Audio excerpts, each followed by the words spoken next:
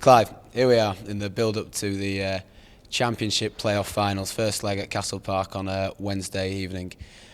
This has got to be the actualisation, the realisation of something that few people, although maybe yourself, maybe one of the few people, would have thought at the start of the season. I guess you haven't really got time for reflection, given what's going to be coming up this week, but how do you feel looking back at the season at this point? Well, it's obviously been outstanding success. I think it's surpassed our expectations. We aimed to better last year's season. We weren't far off in a number of games last year, losing in the last minutes and by the odd point. So it was tough on us last year. But we wanted to go up to the other end of the table and not be involved in a relegation scrap. And the signs early doors were that's going to happen.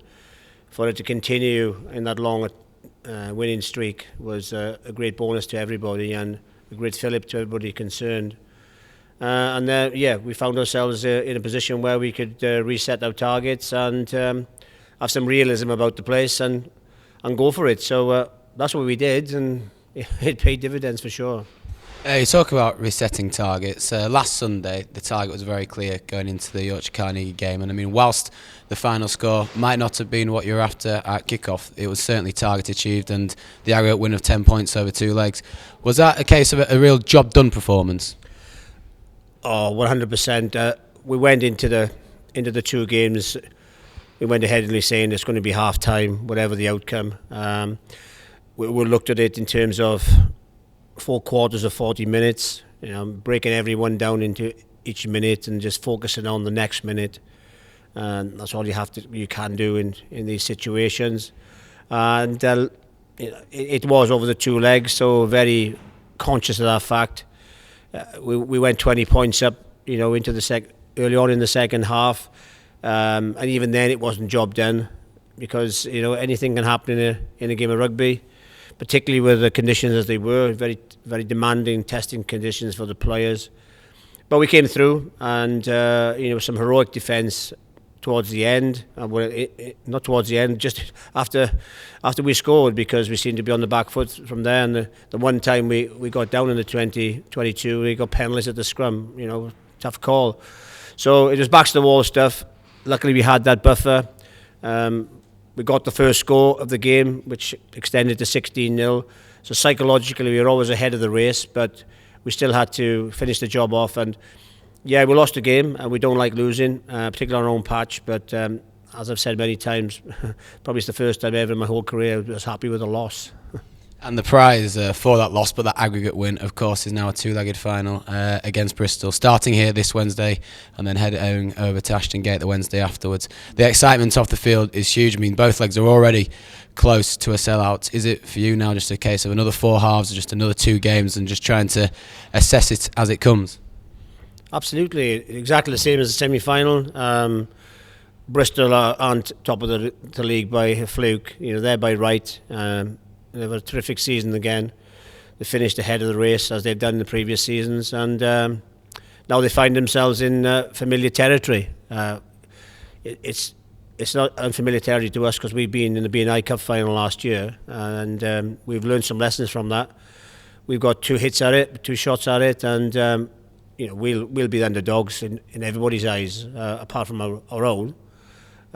So we're just going to treat it as another championship game, as we did the semi-final. There's going to be nothing different. We'll travel to Bristol on the day. We'll turn up on Wednesday night, just we did before Saturday games, and we'll look at it that way. There's no pressure on us. The only pressure, as I've said all along, of ourselves is for the players to perform to the best ability and to stick to our processes, because the processes we put in place this year have given us an outcome, and the outcomes has been the playoffs for the first time, a second position, and now an opportunity to, with 160 minutes of hard graft ahead, to get the Holy Grail, if you like. So, as I said, it's exciting times, and we're all looking forward to it. It's an immense occasion to have you at Castle Park, and see the place full to rafters is quite rewarding. Do you still get excited for it? So obviously you've got to be focused, and you've been involved in some of the biggest fixtures in some of the biggest tournaments in the sport. Do you still get excited for games like will happen on Wednesday and the Wednesday afterwards? Well, I think you have a look at me during the game, I think, and that answers that question. Once I lose that passion and that feel for the game, and looking forward to occasions like this, and I think I'll hang my clipboard up. Or what's left of it. But no, it still enthuses me, and this is why you're in the game.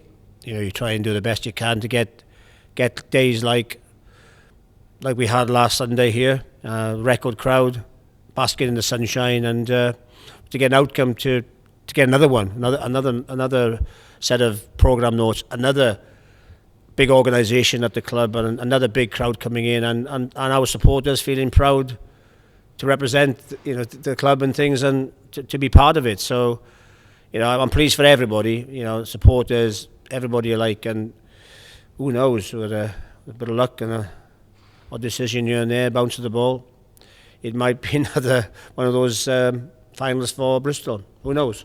Brilliant, thank you, Clive.